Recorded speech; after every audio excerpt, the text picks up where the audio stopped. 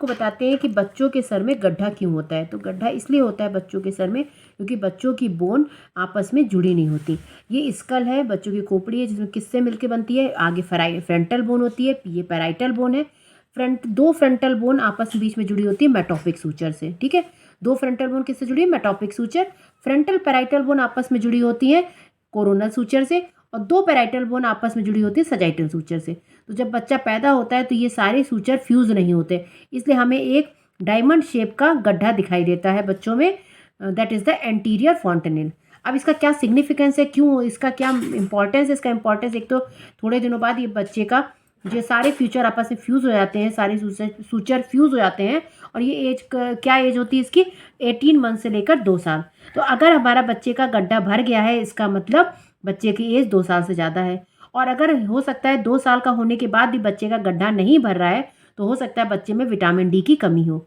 ठीक है, vitamin D की कमी होती है तो ये गड्ढा भरने में टाइम लगता है।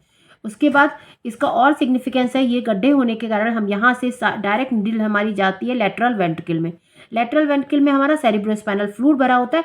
बहुत सारी डायग्नोसिस के लिए हम सेरिब्रोस्पाइनल फ्लूइड डायरेक्ट यहाँ से ले लेते हैं। इस लाइन के ठीक नीचे हमारा एक साइनस प्रेजेंट होता है, सुपीरियर सैजिटल साइनस। बच्चों के लिए ब्लड सैंपल निकालना भी अपने आप में एक प्रॉब्लम होती है, तो हम यहाँ से बच्चों का ब्लड सैंपल, बहुत पैदा हुए बच्चे का ब्लड सैंपल भी हम यहाँ से ले लेते हैं, या इंट्रावीनस इन्फ्यूज़न के लिए ब्लड सैंपल हम यहाँ से ले लेते हैं। और यहाँ पर अगर गड्ढा हमारा, ये गड्ढा अगर हमारा धंसा हुआ है तो समझिए उस बच्चे को डिहाइड्रेशन हो रखा है। और अगर हमारा ये गड्ढा फूला हुआ है, इसकी स्किन बाहर की ओर निकली हुई है, इसका मतलब ऐसा बच्चा इंक्रीज इंट्राक्रेनियल टेंशन से गुजर रहा है। अगर ये गड्ढा हमारा फूला हुआ है, इसका मतलब ये इंडिकेट करता है कि यहाँ पर इस बच्चे में इंक्रीज इंट्राक्रेनियल टेंशन है। डिलीवरी के समय यहाँ इसी गड्ढे को फील करके हम पता करते हैं कि बच्चे का वर्टेक्स प्रेजेंटेशन है या ब्रीच प्रेजेंटेशन, उसका हेड नीचे है कि नहीं है।